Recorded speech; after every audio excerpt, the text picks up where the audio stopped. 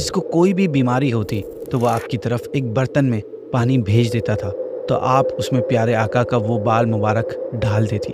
جب بیمار اس پانی کو پیتا تو فوراً اس کی بیماری دور ہو جاتی۔ السلام علیکم ورحمۃ اللہ وبرکاتہ۔ ایک نئی ویب سیریز سٹارٹ کرنے جا رہے ہیں۔ اس ویب سیریز کا نام ہے حضور صلی اللہ علیہ وسلم کی خوبصورتی۔ اس ویب سیریز میں ہم نبی کریم صلی اللہ علیہ وسلم کے بے مثال حسن و جمال کے بارے میں سنیں گے۔ اس ویب سیریز میں ہم جانیں گے کہ اس کائنات کی بلکہ اللہ پاک کی تمام مخلوقات میں سب سے حسین و جمیل پرسنالٹی، سب سے زیادہ بیوٹیفل پرسنالٹی یعنی نبی کریم صلی اللہ علیہ وسلم کتنے حسین تھے، کتنے بیوٹیفل تھے۔ تمام ایپیسوڈ میں جو بھی قرآنی آیات اور حدیثیں بیان کی گئی ہیں وہ آپ کو ڈسکرپشن میں ان کی ڈیٹیلز مل جائیں گی، ان کے ریفرنسز مل جائیں گے۔ ناظرین، میں بھی کسی کے مائنڈ میں یہ کویشچن پیدا ہو کہ ہم نے تو آج تک یہی سنا ہے کہ حضرت یوسف علیہ الصلوۃ والسلام اس دنیا میں سب سے زیادہ حسین مرد تھے، تو پھر یہ دونوں باتیں تو آپس میں ایک دوسرے سے کانٹرڈکٹ کر رہی ہیں، تو اس کا آنسر کیا ہے؟ یہ کنفیوژن کیسے دور ہوگی؟ اس کا جواب اس روایت میں ملے گا۔ چنانچہ حضرت شاہ ولی اللہ محدث دہلوی رحمۃ اللہ تعالیٰ علیہ فرماتے ہیں کہ میرے والد شاہ عبد الرحیم رحمۃ اللہ تعالیٰ علیہ کو خواب میں نبی کریم صلی اللہ علیہ وسلم کی زیارت نصیب ہوئی، تو انہوں نے عرض کیا، رسول اللہ صلی اللہ علیہ وسلم، مصر کی عورتوں نے حضرت یوسف علیہ الصلوۃ والسلام کو دیکھ کر اپنے ہاتھ کاٹ لیے تھے، اور کچھ لوگ انہیں دیکھ کر بے ہوش بھی ہو جاتے تھے، لیکن کیا ریزن ہے کہ آپ کو دیکھ کر ایسی کیفیات طاری نہیں ہوتی؟ اس پر نبی پاک صلی اللہ علیہ وسلم نے فرمایا، میرے اللہ نے غیرت کی وجہ سے میرا حسن و جمال لوگوں سے چھپائے رکھا ہے، ہڈن رکھا ہے۔ اگر وہ جیسا ہے ویسا ظاہر ہو جاتا تو لوگوں پر بے خودی یعنی اپنے آپ سے بے خبر ہونے کی کیفیت طاری ہو جاتی، اس سے کہیں زیادہ بڑھ کر آ جاتی، جو حضرت یوسف علیہ الصلوۃ والسلام کو دیکھ کر ہوا کرتی تھی۔ ہندوستان کے ایک بہت بڑے شاعر، بہت بڑے عاشق رسول امام احمد رضا خان نے اس سے متعلق بڑا بہترین شعر ارشاد فرمایا ہے۔ کہتے ہیں کہ حسن یوسف پہ کٹی مصر میں انگشت زنا، سر کٹاتے ہیں تیرے نام پہ مردان عرب۔ یعنی مصر کی عورتوں نے جب حسن یوسف کو دیکھا تو اس میں اتنا گم ہو گئیں، اتنا دیور ان دا آ آف اٹ، کہ اس میں مدہوش ہو کر انہوں نے اپنی انگلیاں کاٹ دیں۔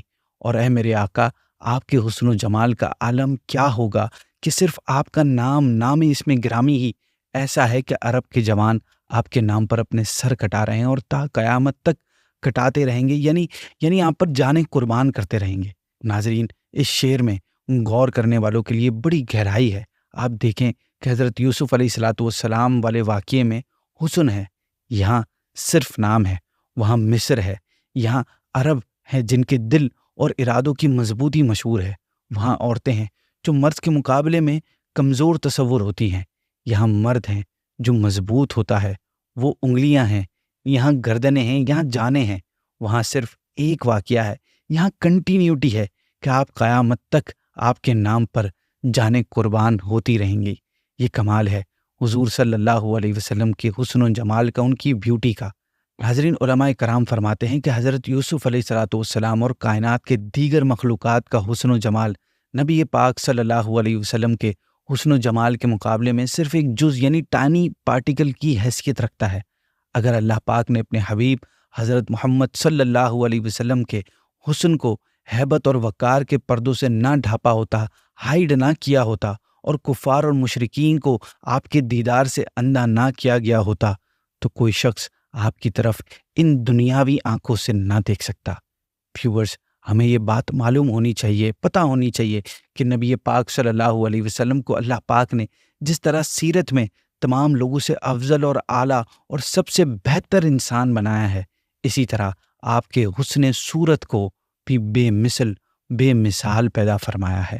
نبی کریم کے صحابی اور بہت پیارے شاعر حضرت حسان بن ثابت رضی اللہ تعالیٰ عنہ نے اپنے قصیدہ حمزیہ میں آپ کے حسن و جمال کو اس شان کے ساتھ بیان فرمایا کہ وَأَحْسَنُ مِنْكَ لَمْ تَرَ قَطُّ عَيْنِي وَأَجْمَلُ مِنْكَ لَمْ تَلِدِ النِّسَاءُ۔ یعنی یا رسول اللہ صلی اللہ علیہ وسلم، آپ سے زیادہ حسن و جمال والا میری آنکھ نے کبھی دیکھا ہی نہیں ہے، اور آپ سے زیادہ کمال والا کسی عورت نے جنا ہی نہیں ہے۔ خلقت مبرأم من کل عیب कअन्नक क़द खुलिक़्त कमा तशाउ। या रसूल अल्लाह सल्लल्लाहु अलैहि वसल्लम, आप हर ऐब व नुकसान से पाक पैदा किए गए हैं, गोया आप ऐसे पैदा किए गए हैं जैसे पैदा होना चाहते थे। कसीदा बुर्दा शरीफ में हज़रत अल्लामा बूसैरी रहमतुल्लाहि तआला अलैह फरमाते हैं, नबी पाक सल्लल्लाहु अलैहि वसल्लम अपनी खूबियों में ऐसे यकता यानी अकेले हैं कि इस मामले में इनका कोई शरीक नहीं है, क्योंकि इनमें जो हुस्न का जौहर कोर है वो काबिल तकसीम ही नहीं है, यानी it can not be distributed, यानी ही इज़ इंडिविजुअल।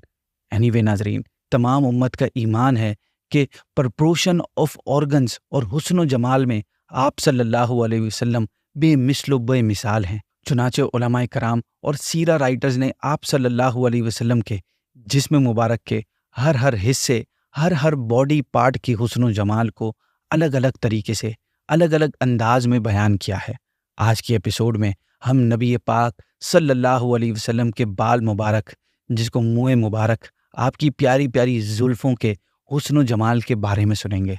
नाज़रीन, हज़रत अनस रदी अल्लाह तआला अन्हु फरमाते हैं कि रसूलुल्लाह सल्लल्लाहु अलैहि वसल्लम के बाल मुबारक न बिल्कुल कर्ली थे, न बिल्कुल सीधे यानी स्ट्रेट थे, बल्कि इन दोनों के दरमियान बिल्कुल बैलेंस थे।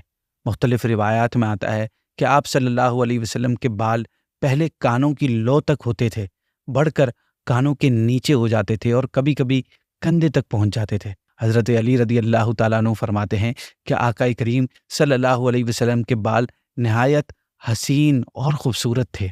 बालों के कलर के हवाले से भी रिवायात से हमें मालूम होता है कि आपके बाल मुबारक का रंग डीप ब्लैक था। हज़रत अबू तुफ़ैल रदी अल्लाह तआला अन्हु फरमाते हैं कि मैं नबी पाक सल्लल्लाहु अलैहि वसल्लम के चेहरे की हसीन सफ़ेद रंगत और आपकी जुल्फ़ों की गहरी सियाही यानी डीप ब्लैकनेस को कभी नहीं भूल सकता। हज़रत बर्रा बिन हाजिब रदी अल्लाह तआला अन्हु नबी पाक सल्लल्लाहु अलैहि वसल्लम के मुबारक बालों का जिक्र इन प्यारे अल्फाज में करते हैं कि मैंने कोई जुल्फ़ों वाला सुर्ख जुब्बे में अपने आका सल्लल्लाहु अलैहि वसल्लम से ज़्यादा हसीन व जमील नहीं देखा। आपके प्यारे प्यारे बाल आपके मुबारक कंधों को छू रहे थे। बालों की लेंथ के हवाले से हज़रत आयशा सिद्दीक़ा तय्यबा ताहिरा रदी अल्लाह तआला अन्हा फरमाती हैं कि आप सल्लल्लाहु अलैहि वसल्लम के बाल कानों और दोनों कंधों के दरमियान थे। हज़रत अनस रदी अल्लाह तआला अन्हु फरमाते हैं कि हुज़ूर अकरम सल्लल्लाहु अलैहि वसल्लम के बाल निफ्स कानों तक थे, यानी हाफ ईयर तक थे। नाज़रीन, इन अहादीस मुबारका से नबी पाक सल्लल्लाहु अलैहि वसल्लम के बाल मुबारक की दो लेंथ्स पता चलती हैं। एक इब्तिदाई यानी कान का निस्फ यानी कान की लौ तक बाल होते थे। दूसरी इंतहाई के बाल कंधों को छूने लगते थे, यानी नीचे तक आ जाते थे। प्लस हज्जतुल वदा के मौके पर प्यारे आका सल्लल्लाहु अलैहि वसल्लम का बाल मुंडवा देना भी साबित है, हल्क करवाना भी। हज़रत अनस रदी अल्लाह तआला अन्हु फरमाते हैं कि आका सल्लल्लाहु अलैहि वसल्लम का सर मुबारक पर अक्सर तेल लगाते और दाढ़ी में भी अक्सर कंघी किया करते और इमामा मुबारक के नीचे एक रुमाल रख लेते थे ताकि इमामा ख़राब ना हो। वो रुमाल तेल से तर रहता था। इमाम अहमद रज़ा ख़ान ने प्यारे आका की इस अदा को बड़े खूबसूरत अंदाज में डिपिक किया है शेर में कि तेल की बूंदें टपकती नहीं बालों से रज़ा, सुबह आरिज़ पे लुटाते हैं सितारे गैसू। आप फरमाते हैं रज़ा बगौर देखो, ये तेल की बूंदें नहीं टपक रही, असल में रात रुखे वद्दुहा पर सितारे निछावर कर रही है। नाज़रीन, सहाबाए कराम इस कोशिश में लगे रहते थे कि किसी तरह आप सल्लल्लाहु अलैहि वसल्लम के बाल मुबारक उनके पास आ जाएं।